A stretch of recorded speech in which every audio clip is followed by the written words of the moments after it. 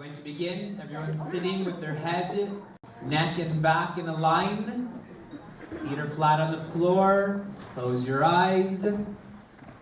Breathe in deeply through your nose. Breathe out through your nose. Breathe in.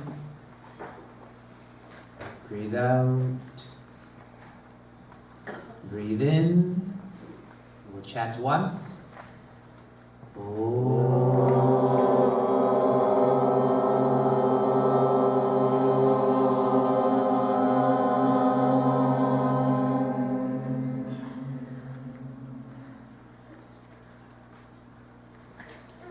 There's a certain type of plant that grows in the desert. And because there's so few plants in the desert, this plant grows spikes on its stem, on its leaves, to protect it from animals consuming that plant. Now, whenever these camels go into the desert, then the camel riders always try to guide that camel away from such plants. But the camels are still attracted to this plant, and inevitably they start chewing on this plant with the spikes on the leaves, on the stem. And as this camel is chewing the stem and the leaves, those spikes are cutting into its tongue, cutting into its gums. And as this cutting is happening, the camel's mouth is starting to bleed, and that camel keeps on chewing and ingesting its own blood, thinking that that's the extract or the rasa of that plant. The nature of life is joy. And we get to experience this, we get to observe this in those who are natural. If you see a puppy, puppies are joyous, yes? If you are with an infant, infants are joyous. And then we grow up. And we stop believing that the nature of life is joy. We start to believe that the nature of life is not joy. Maybe that's stress, maybe that's sadness. Some people forget that the nature of life is joy intensely. Those people live with a lot of fear, a lot of anxiety. And what happens is that forgetfulness then gets radiated towards others.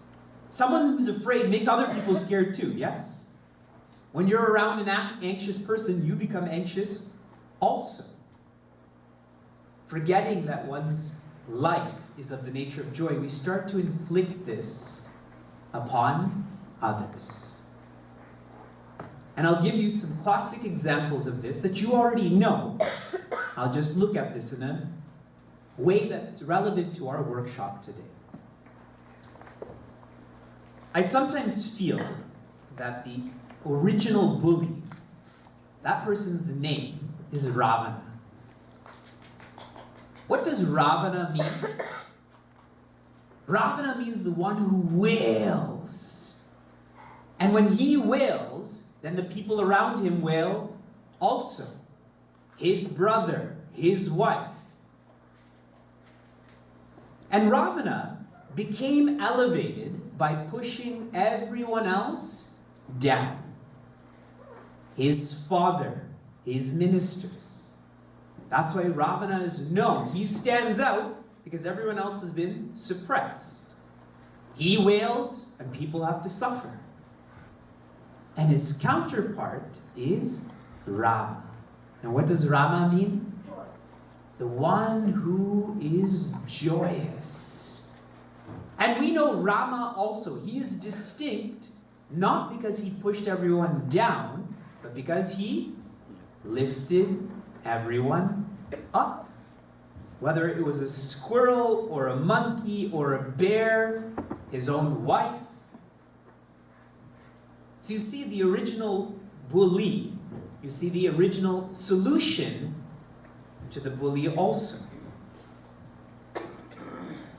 Now, as we think about Ravana more, as we think about the bully more, because whenever we have such workshops on beyond bullying, such lessons on beyond bullying, we tend to focus on the bullied. It's also important to focus on the bully. Why would someone be like Ravana? Why would someone want to be known, want to be distinct by lowering those around them, those who are far away from them? And there's a whole sequence to this. And I'll start at the source and keep on going into the symptoms.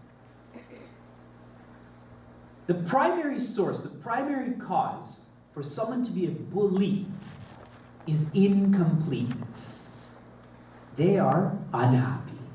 They are insecure, as Parag Bhaiya, Madhav Bhaiya been highlighted. They are lacking, and when we feel incomplete, the Sanskrit word for that is avidya. Next comes the effect of incompleteness is projecting. I project that you can complete me. I expect that this material will complete me. And in Sanskrit we call that vikshepa. And wherever there's projection, that's the cause. What is the effect of projection, of vikshepa? Attachment, or raga. We only get attached to that which we think will complete us, correct? You're not attached to that which you don't project happiness on. So I'm incomplete, so I start to project, I start to get attacked. And now here's where this bullying becomes even more manifest. For someone who's attached, what do they start to create? Fear, or bhaya. We think of a bully as being someone who doesn't have fear, but actually, they are filled with fear. If I can go to Ravana's circumstance, when he went to meet Mother Sita for the first time, and he's going actually to kidnap her, it's described that he went in to kidnap her like a scared dog. Now, if you can think of a puppy and you make yourself bigger and that puppy is scared. Now, this is Ravana, the one who roars, but you see how filled with fear Ravana was. So bhaya. And bhaya then takes us, fear then takes us to, and we all have this problem. What is a vice that we all have? Lots. But what is one vice that unites us all? What vice do we all have? Sadness, laziness. See, there's lots, but I'm still looking for one. Ego. Anger. Where there is fear, there is anger. Where there is bhaya, there is going to be krodha. And we see that a lot in bullies, that they're angry people. And what's so fascinating about this anger is that it's uncontrollable. Isn't it? When someone gets into that anger, they cannot stop themselves. And I have so many personal experiences, whether my own or my observations with meeting people, who they went from incompleteness to uncontrollable anger. And so if you think of the word bully more, what word is within bully? A bull. And the word bull very much relates to being aggressive. In Vedanta, we call that rajas. The one who's always seeing red. And you cannot control that rajas. You cannot control that aggression. This is what happens. This is the reason why someone is a bully. From that incompleteness to that anger. Why it's important to know the reason for a bully, because when we know the reason, we can try to find an answer, try to find a solution. So now if you go back to what Parag Bhaiya and Madhav Bhaiya have been sharing about times that you were a bully, times that you were bullied, I want you to identify a specific face to someone in your life, past or present, who is a bully. Visualize that right now. That person who you know to be a bully. And now I want you to see if that model I just talked about, that they're sad. So they think that if they're like this, that they can be happy. They get attached to that label, to that role. They're scared, but they're presenting it as anger, as control, as being dominated. Does it work? I think so. And so the solution, the answer, the strategy, when interacting with the bully, and it may be us, is to be, or to give, compassion. To give compassion. Compassion comes from the root compati. I'm pretending like I know how to pronounce Latin, but it's a Latin root, which means to suffer with another. I'll give you an example of this. There's a lady I know in another center, and one day she wanted me to speak to me, so we sat together and people were around, and she was telling me that from the age of 0 to 15, she was abused in every which way you can imagine.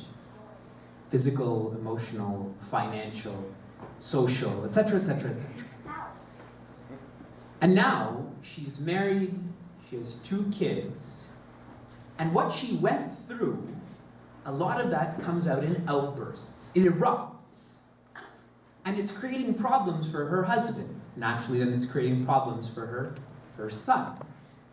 And she was telling me, I just wish my husband could understand what I went through, because then he wouldn't take it personally.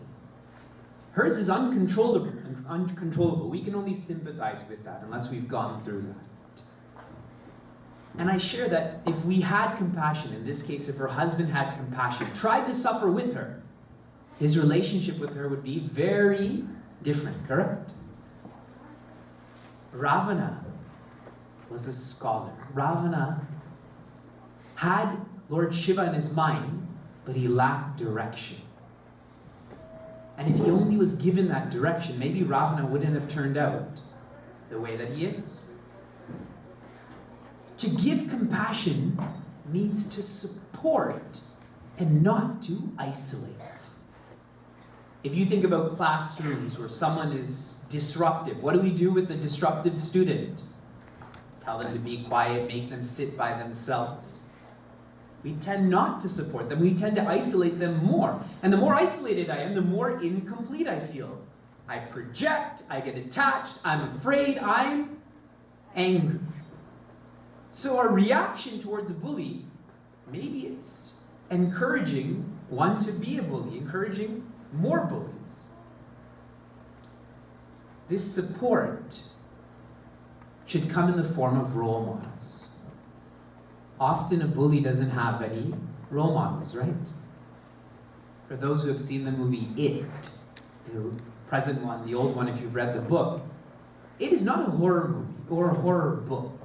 It is actually a sociological telling.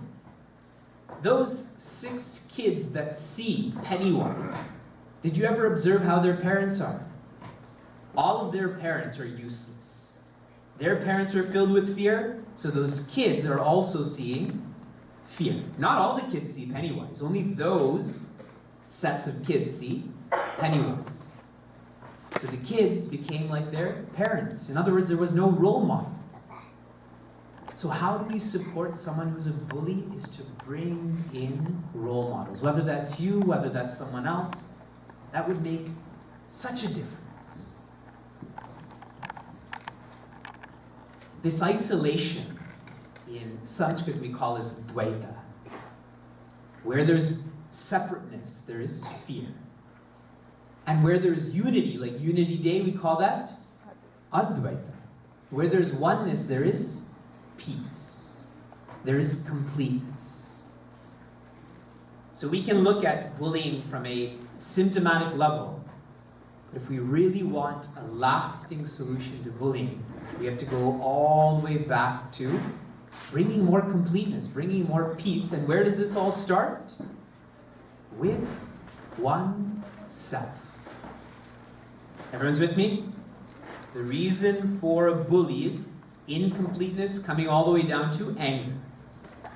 And the solution to this, a solution to this, is to give compassion. And how we can definitively give compassion is to support a bully with role models, whether you're that role model or you introduce them to a role model. Someone who is a bully.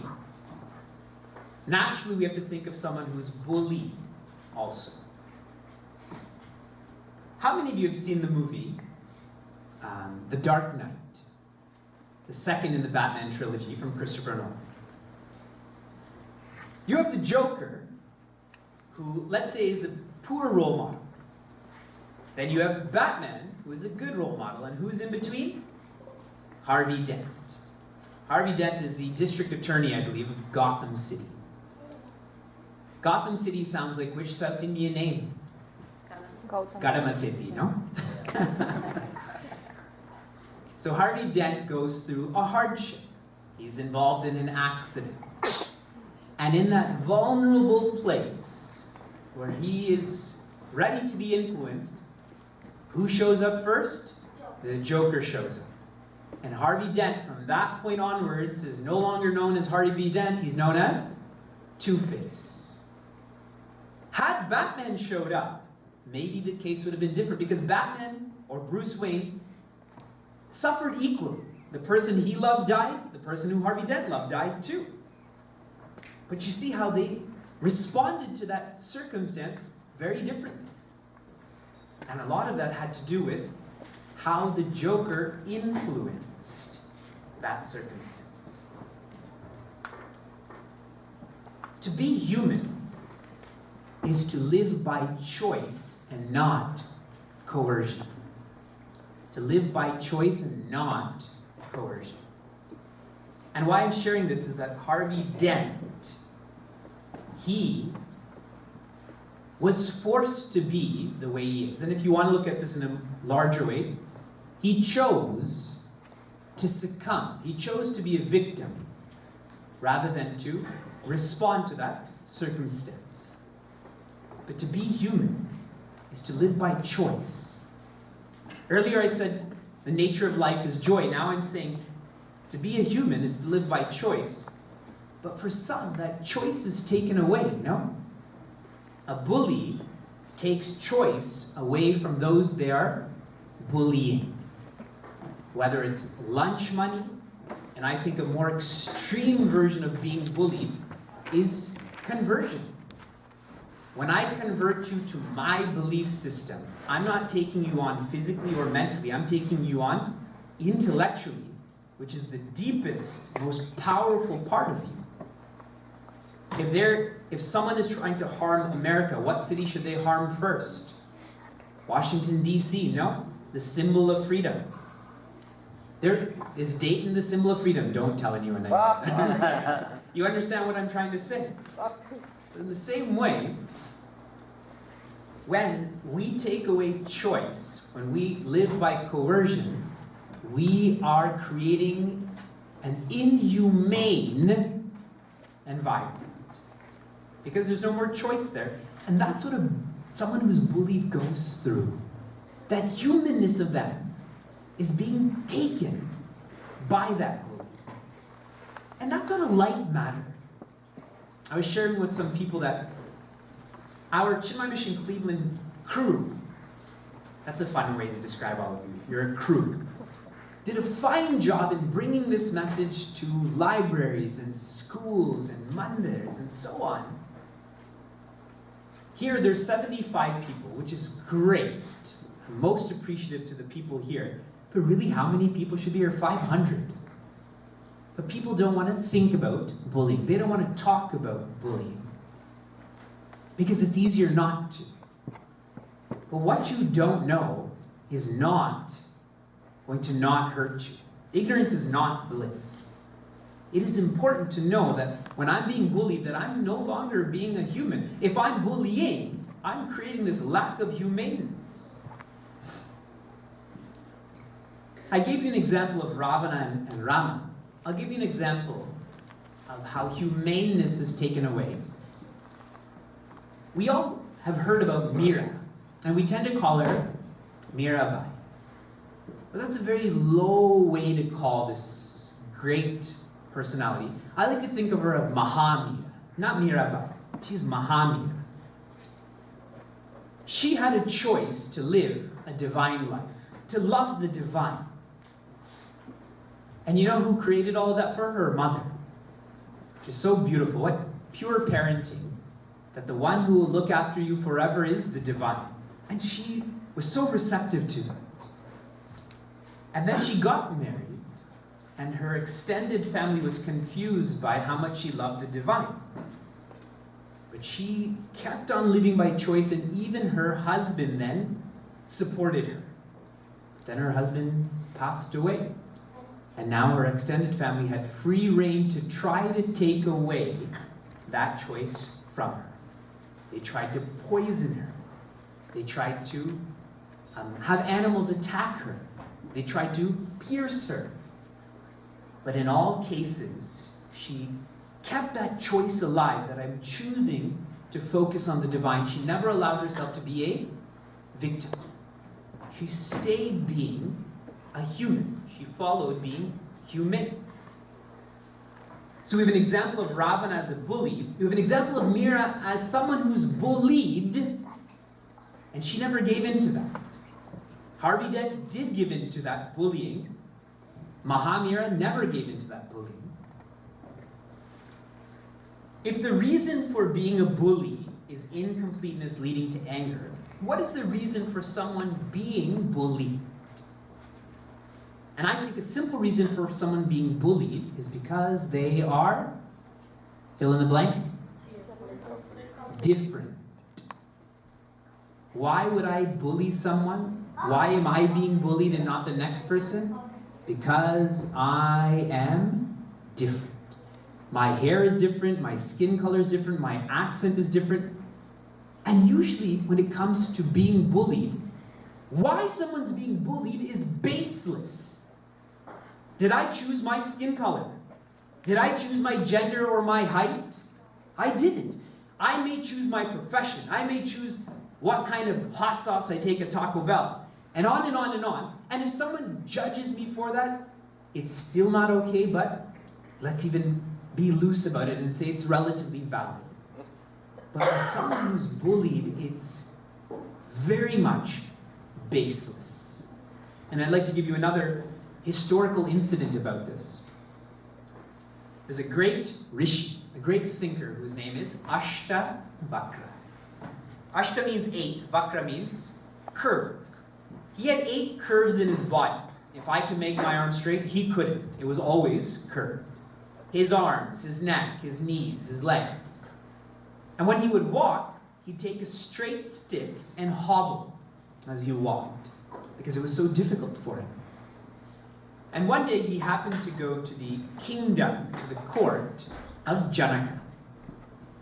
And in this court, they always had gatherings that discussed ideas, not just politics, not gossip, but they discussed ideas. And in this court, when he arrived, the people there started laughing. They saw Ashtavakra, and he's a young boy. He may be 15 years old, 16 years old. And they started laughing. No dialogue has happened. They're just laughing at him. So how does Ashtavakra respond? He starts laughing even louder. This 16-year-old boy laughs back at them. And the king, who's overlooking all of this, asks that young man, "Why are you laughing in this assembly of wise people?" And he's laughing. He says, "King, I'm laughing because you think that there's wise people here. And I'm laughing even more because all of the people here are judging the Creator." He never chose his body, correct? He never created his body like that. His Creator created his body like that. So who really are they judging? in the Creator. When we're being bullied on that which we don't choose, then really, it's not being directed towards us. It's being directed much more deeply, which is completely baseless. So the reason for being bullied is this speculation that one is different. So now we have to think about a solution. What is an answer to this reason? It is to give courage. To give courage.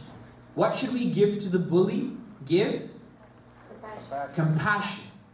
To support them with role models. For someone being bullied, we should give courage. And I'm specifically not saying fearlessness. What is the difference between being daring, being courageous, and being fearless? Being daring is something that is not thinking, like extreme sports, right? Going bungee jumping or coming out of a helicopter, that's not being courageous, this is being daring. I can also push you out of that plane. Being courageous is that I know there's a challenge, but I'm still going to try. And being fearless is instead. So I acknowledge that there are challenges. Being fearless is that I am beyond challenges. So for me to tell you that we should be fearless would be impractical. We should give courage. And this support, if giving compassion is by supporting a bully with role models, to give courage is to support those who are bullied with friends. With friends. Lord Krishna separates a bandhu and a mitra. What does bandhu mean in English? Family. Most often you can't choose your family. Family is those who care for you because they have to. I'm specifically looking at the adults. Kids, don't take it too personally. What is a mitra then in English? Friend. Friend. And the definition of friend is someone who cares for you out of their own volition, out of their own choice. We should support those who are bullied by giving them courage, by supporting them as friends. Numbers breed numbers, correct? If I'm by you even take the Animal Kingdom. You take the Lion King, the movie The Lion King. Scar tries to separate Simba, correct? But when Simba's with the other lions, the cubs, Scar can't do anything. As long as Mufasa's alive, Scar can't do anything. But once Simba is separated, Scar can go after him, and the hyenas, correct? So by being friends with someone, whether that means physically just being beside them, by vocalizing I am this person's friend, by giving them someone to talk to makes such a difference. If we go back to Batman, in the last movie called The Dark Knight Rises, Batman's about to leave and Commissioner Gordon is there. And Commissioner Gordon says to Batman, "Who are you?" And he says, "I can be anyone who gives someone else hope." And he's actually talking about Commissioner Gordon because when Bruce Wayne's parents died, and Bruce Wayne was in a police station, Commissioner Gordon came and said, "It's going to be all right." Now if you can, something wrong happens, we can even visualize it, someone we care for passes away, we think that nothing's going to be all right. And if someone comes and says, "This is going to be all right," how much strength can come from that? But it's easier not to be someone's friend, isn't it? It's easier just to, the path of least resistance is to just let it happen. But it's important to know a solution to this. That way we can't say, "I don't know what to do about bullying," because you do know now. Whether that's you, whether that's someone you know that's going through all of this. I think about another bully in recent times and those who are bullied. It's a very extreme example, but it would be Hitler. Hitler took the term Aryan. Aryan literally means the noble, nobility. And Hitler misconstrued that completely to mean nobility's exclusivity. That he is noble and nobody else is, correct? And nobody else is to the extent of taking their lives away. But the true meaning of nobility is not exclusivity, but inclusivity. How can we work with those who are bullied? By being inclusive. That's why I always tell our volunteer students, whenever we make teams, that you can never make teams based on captains. Because the two people who are captains tend to be the best players, and then at the end, there's going to be some people who are going to be chosen last, isn't it? That's an exclusive strategy, not a inclusive strategy, and it leaves a mark. Everyone here remembers when they were chosen last, a party you weren't invited to, and on and on and on. This is why you use the word clique, we use the word clique in Canada. They're destructive. I see that so many times in our social settings, is where if I know a language and a few other people speak the same language, we'll use that language. And if there's someone else who doesn't know the language, that's their problem. But if you know someone can't speak that language, shouldn't you go to the lowest common denominator and speak a language that everyone can understand? There's so many examples of that.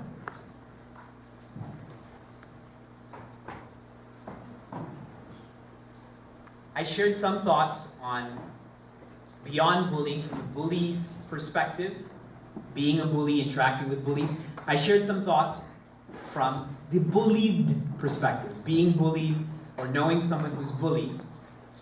Now I'm going to take some general thoughts to three other areas that are more specific in nature about where bullies and bulliedness happens. And I'll start with in a virtual world. Cyberbullying, which was shared a whole lot. The reason for virtual bullying is because people depend on social media. I depend on my Twitter account. Leaders of countries also depend on their Twitter accounts, yes? I depend on how many people like my posts on Instagram. I depend on how many friends I have on Facebook. I depend on what comments people shared on my LinkedIn profile. And as long as I depend on that, I keep offering more and more of myself, whether it's my personal details as was shared. I make myself vulnerable. And in many cases, then that becomes the leverage for someone else to bully us. If that's the reason, is that I depend on this virtual world. And we have a term for that, it's called FOMO. What does FOMO mean? Fear of missing out. The fear of missing out. So because I'm afraid of missing out, incompleteness, what do? I start to share parts of me that I shouldn't be sharing in the virtual world. I'll give you an example of that. There's a really great show called The Simpsons. And at one point, Homer is invited to be a teacher, to teach whatever subject. And Homer's not a very thinking-oriented person. Homer is an example of us. So he somehow brought up an example of Marge, okay, his wife Marge. He said something about her, and all of a sudden everyone in the room was very interested. What he was teaching, no one was interested in, but when he started talking about his wife, that she dyes her hair, I think that's what was said. You know, everyone was so interested. Oh, tell us more about Marge, tell us more about Marge. So what did he start to do?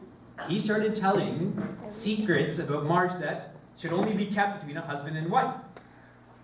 And what happened to Homer's relationship from there? It was destroyed temporarily.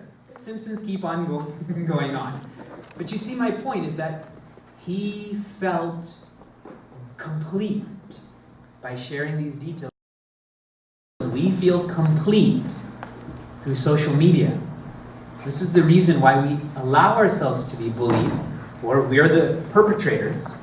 So here's an answer to this. Treat social media as fun. Just Treat this in a casual way, in a communicative way, but don't depend on social media. Because if you don't depend on this, you don't give unnecessary aspects of you to those you may not know. So treat this as fun. Rarely do we meet someone who treats social media as fun, isn't it? The first thing we do when we wake up, look at a screen. The last thing we do when we go to sleep, look at a screen. It's important. We are making ourselves vulnerable to this. So that's at a virtual level. Now we shift to the bullying environment at a professional level. How many of you have experienced bullying in your workplaces, by a show of hands? I don't think there's any workplace where there's not bullying, and that culture is actually growing. And a reason for that is that the people who create that corporate culture are expecting more and more and more of people, no? And how are they doing this? By firing more and more and more people. It seems like the only person that's hiring more people is Amazon. Correct? So a reason for this bullying in the corporate, in the professional sense, is the wrong definition of success. How would you define success? We ourselves don't know what success is. But I think this is how we define success. Pleasure. The longer the vacation you go on, the more successful you are, correct? The more days you get off of work, the more successful you are. Possession. The more square footage you have, the more successful you are. The higher the number of BMW you have, the more successful you are, right? Oh, you drive a 1 Series? I drive an 8 Series, even though it's not created, but I'll pretend like I drive an 8 Series. And position. Success is position. Even when you go to physical places, right? Look at, I'm the king of the mountain, correct? From my position, I can see everyone and I can judge everyone. That's what success is. But what's not in that definition of success? Peace. Only peace can bring peace, correct? And if you lack peace, what comes next? Projecting. Attachment, fear, and anger. But for the one who's peaceful, they don't have emotional baggage. They're not attached, they're independent. They live courageously, they live calmly. I was on a Southwest flight recently, and as we were landing, and Southwest, it's like a comedy show, it's a philosophy show. There's so much learning you can have from the people who serve in Southwest Airlines. So what the stewardess said, she said, as you're driving home, give the impatient drivers room. And that's all she said. And I was thinking, when an impatient driver is around us, we try to give them as little room as possible, correct? When that sign says the right lane is going to close in 500 meters, you go right to the end and ask people who are trying to get in? No. Who's stressed out there? You're more stressed than they are. Just let them in. 5 more seconds of your time will be gone. Correct? But we don't value peace. That's not success. Success is giving that person a dirty look in front of them rather than from behind them. So bullying happens in a professional sense because we're confused about success. And a solution to this, in a professional sense, focus on contribution. Focus on contribution. Why should you go to work? For pleasure, possession, or position? Go to work for contribution. You go there to offer your skill set. You go there to offer your ideas. You go there to offer to the community. If you go there for giving this rather than what you get, all of a sudden peace becomes clear, success becomes clear. When someone starts to try to bully you, you've made yourself invincible to that bullying. Isn't it? We give in to bullying because that bully has something that we want. We want to be like that also. Virtually, I depend on social media. The solution, treat it as fun. Professionally, I'm confused about success. The solution, go to work for contribution. Now we'll come to a very personal place of bullying, and that is home, no? At a familial level. Virtual, everyone's like, yes, yes. Professional, yes, yes. Familial. Specifically between generations. In-laws. Yes, in-laws. There's a lot. I'm not looking at who's nodding right now. There is bullying within families too. Why? Isn't it so fascinating that the people we're supposed to love the most are the people that we get angry at the most? That's why I asked you to change seats. But tell me, why does bullying happen at a familial level? Taken for granted. Control, power, Yes, we're possessive. We are possessive. I just met someone, not in Cleveland. And the wife, she was expecting, and the husband is not very nice to the wife, but when he found out she was expecting, he became very close to her. He became a sound husband. But his mother became angry. His sister became angry, because until then he was closer to his mother and sister, but now he became closer to his wife. So the mother stopped smiling at the wife. The mother-in-law stopped smiling at the wife. Literally, I saw this with my own eyes. That sister-in-law, who was so close to that wife, to her sister-in-law, started being negative. That wife felt like she was betrayed by that sister-in-law, and it was simply because they were possessive of their brother, of their son. Yes, people in a family sense were possessive, even between parents.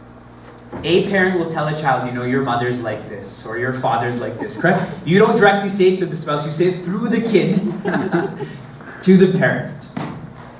Next year, I don't know if you know this, but we're having our Understanding Marriage Retreat in Cleveland. April 20th to the 22nd, because we found a lot of people in Cleveland don't know how to be married. For those who are meeting for the first time, I'm being completely sarcastic. Conversely, if you come to this marriage, it shows that this retreat, it shows that you value your marriage more. Sometimes when I'm speaking in such settings, I'll speak and I'll see the wife squeezing her husband's hand. You know? Wake up, pay attention. In one sitting, the husband was sitting in one row and the wife was sitting behind, and as I was speaking, he was going like this. See, there's that possessiveness. So here's the solution to deal with this bullying at a possessive level.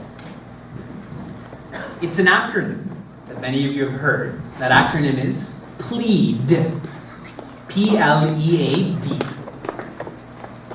When you are interacting with your family, and someone's a bully, someone's being bullied, whether it's through generations, genders, whatever it may be, the first strategy on how to resolve or address that bullying is, what's the P stand for?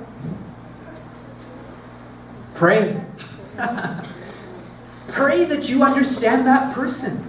Pray that you understand yourself.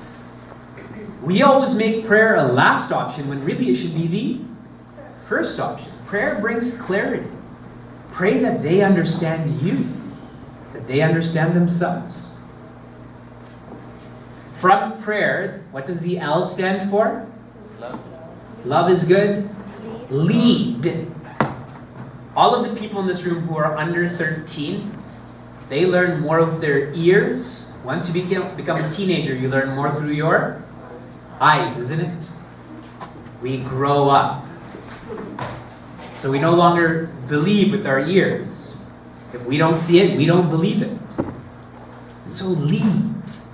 Whatever change you want to happen in that environment are you leading that? Pray, lead. What is the E? Educate. Educate or engage. In a family, you cannot educate another person. You can only engage them. In other words, talk to them. When was the last time you had a family meeting? When was the last time you had a family road trip? We just don't talk with each other, we talk to each other. Did you do this? Why didn't you do this? It's very task-oriented rather than engagement. This is my perspective. How do you feel about this?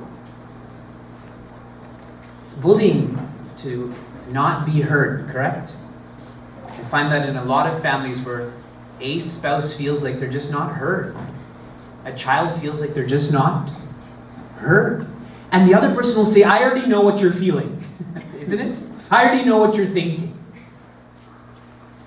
What is the A? Accept. It's difficult. You pray, lead, engage, then you can accept. And that acceptance, if I can say this in a slogan, is inside Rama, outside drama. That you've accepted that that person is a bully, but you don't give them permission to shake your peace. Inside Rama, outside drama. And what was the last letter? D. So now with this D, and I want you to please be very careful in how I'm sharing this and you're interpreting this. D is depart. If you're in an abusive relationship where you've tried your best, pray, lead, engage, accept, and there's no growth for you, for them, depart. It could mean leaving a job, it could mean leaving the neighborhood, it could mean leaving a specific family setting also. We sometimes think that it's a weakness to depart. Conversely, it could be a strength, no? That I have the strength to know that this is better for both of us. Depart.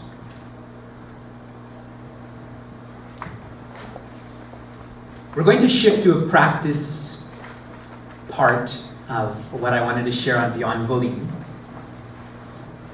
So we'll do that, and then we'll do a review of what I shared. Okay?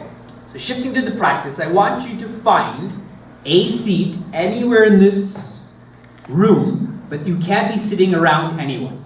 So spread out. Go ahead. There's seats here, there's seats up there.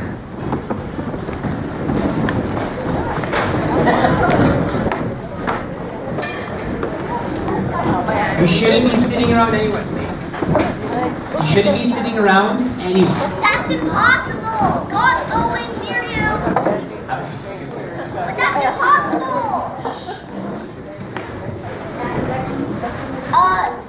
Keeping your head, neck, and back in a straight line. Please don't hold anything. Don't put everything that's in your lap or in your hands, put it down. Your feet are flat on the floor. Your eyes are closed. Your hands are folded in your lap. Breathe in deeply through your nose. Breathe out through your nose. Breathe in. Breathe out. Breathe in. Breathe out.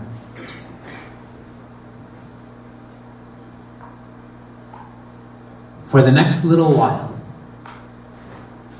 I want you to promise me, that you will not move at all. That you'll keep the body completely calm.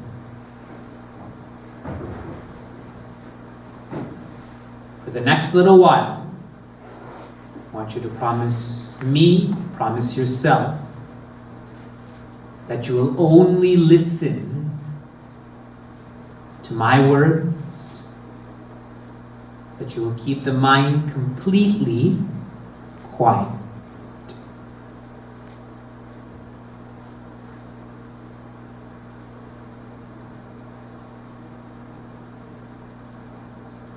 Imagine waking up in a field of sunflowers. As far as you can see forward, there are endless rows of bright, beautiful, healthy sunflowers.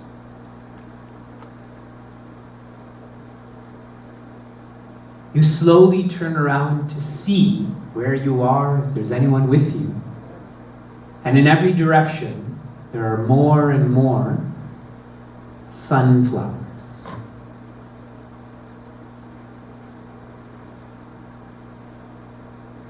You realize that you are alone, yet you do not feel lonely. You feel safe. You feel happy. The sun is shining. You can feel the warmth on your forehead, on your neck. You're breathing the fresh air of the field.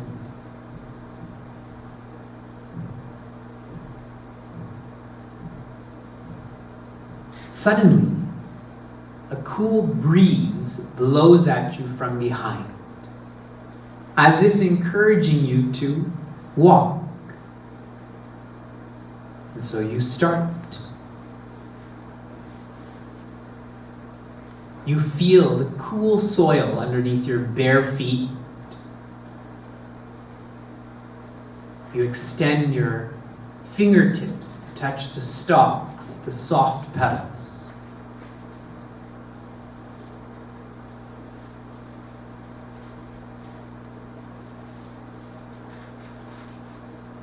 You're smelling the fragrance of the flowers. You're listening to the wind blow between the rows of flowers. Be there.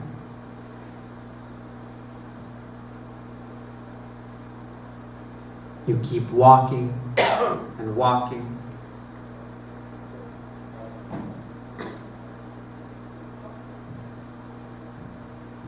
You don't know how far you've walked or how long you've been walking for, and it doesn't matter.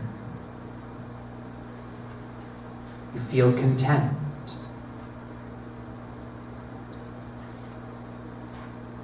And then you notice that the sun that was above you has now hit the horizon. You stop walking to watch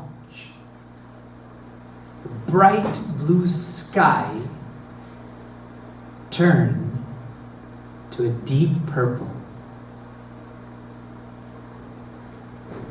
The solid yellow sun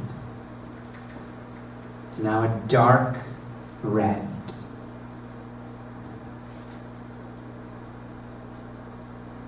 You are moved by how creative nature is. And then the sun dips below the horizon. And you feel sad that the sun is no longer with you. But you're also happy knowing that the sun is being shared with someone else. As you continue to look out into the sky, you see the first star of the night, shining, dancing, just for you. And another star, and soon the whole navy blue sky is filled with these shining sources of light.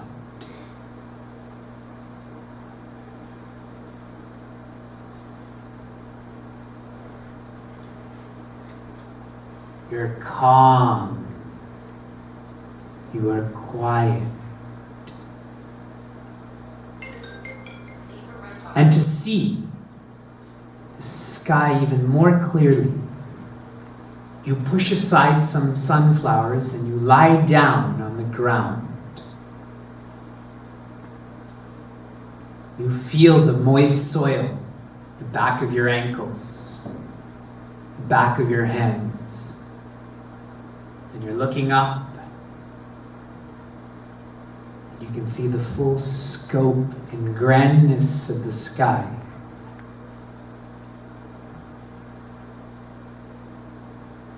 And then you close your eyes, feel that same beauty and stillness within.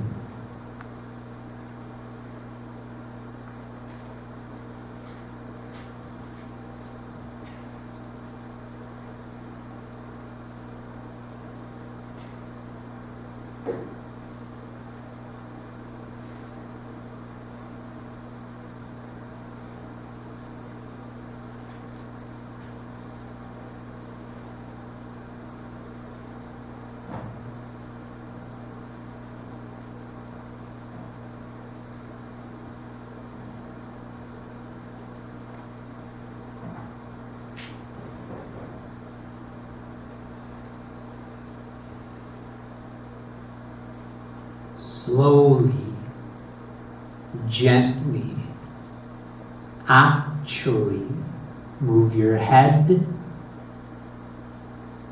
neck, upper back, lower back, chest, stomach, arms, hands, legs, feet. Breathe in deeply through your nose, and as you exhale through your nose, open your eyes.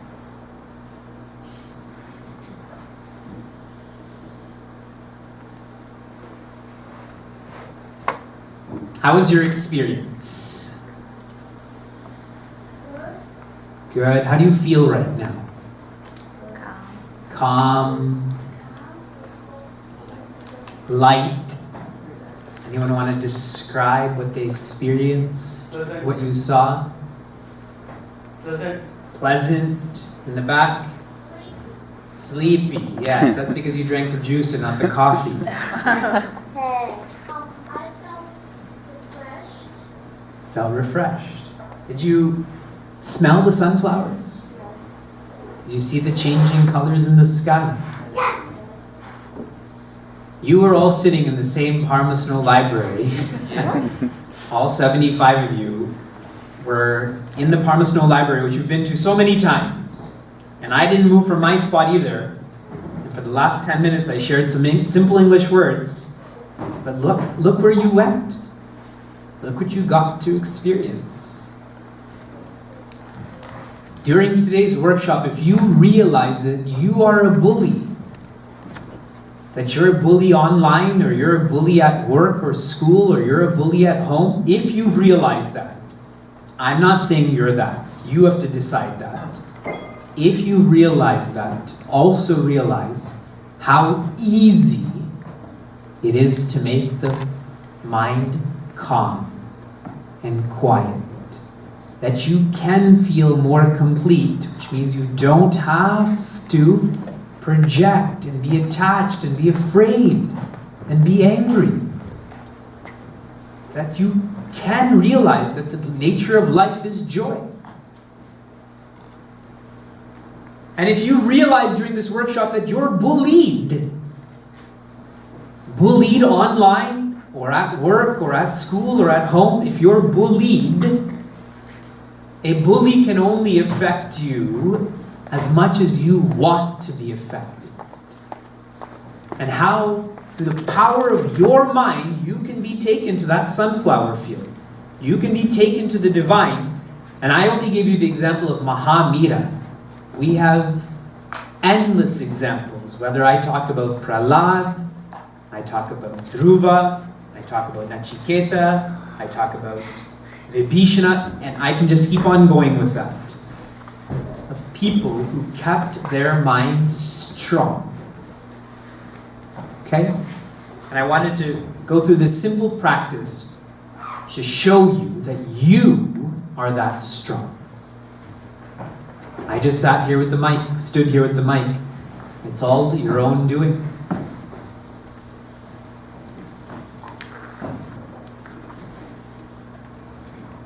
The reason why someone is a bully is because they're unhappy. And they express that as anger. We should give them compassion, that they're unhappy. When you see someone who's unhealthy, you feel compassionate for them. Support them by being a role model. Exposing them to role models. For many of you, I know what Dr. Marai shared or Sri Madhav shared. So much science behind bullying. And for many of us, including myself, I don't know the technicalities of what they're sharing. But if I understood one idea, then this exposure was worth it, correct? This workshop is for exposure because these are very big subjects. We can just take cyberbullying for the whole day. But we thought, let's create an environment of exposure. So support with role models. Really, that's what's being done right now, isn't it? We've created an environment to provide a role model, all of us, for those who are bullies. Someone who's bullied is because as if they're different. On the surface, we're all different, no? We're all different from last year. Some of us have more hair. Some of you have less hair. Some of you have less weight. Some of us have more weight. We're different. But the deeper you go into oneself, there's less Dvaita and more oneness. You go family, class, genus, species, you keep going right, there's more differences. You go to domain, there's more unity, correct? Basic science. And so the solution there is to give courage. Give courage to those who are being bullied. Support them by being their friends. It's a choice. Someone had brought up in that video that Sri Madhav showed was about a miscarriage. How prevalent miscarriages are, yes? But who talks about it? Why not? How much better someone feels that I've gone through this too? Or mental health matters. How much better someone feels like you can relate to me. We're hurting ourselves by not being our friends with ourselves or with others. At a virtual level, treat your virtual life as fun, like chutney. You eat the rice, you eat the dal and the chutney, the pickle. It's fun, and if it's not there, no worries. Jomo, the joy of missing out. I don't have a Snapchat account. Good. That's one less media account I have to look after. In a professional sense is to go to work, go to school, to contribute. Now everyone keeps talking about John F. Kennedy and how he was assassinated, but we should remember, he also said, ask not what your country can do for you, but what you can do for your country, how you can contribute to America and the world. And at a familial level, plead, pray, lead, engage, accept. Every time we chant Om Sahana Vavatu, that's that acronym. Our thinkers already knew all of this. And all of the power lies with